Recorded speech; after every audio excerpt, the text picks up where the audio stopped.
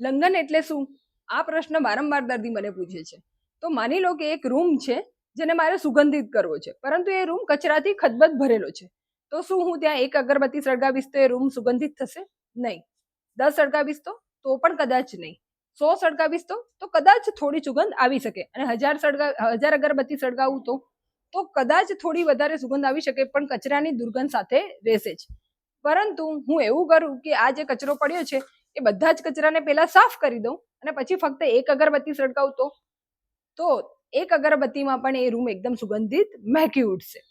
Same આ જ વસ્તુ લંઘન છે કે આપણા શરીરમાં વર્ષો જૂનો કચરો પડ્યો છે અને એ જ રોગો રૂપે આજે આપણે બહાર દેખાય છે.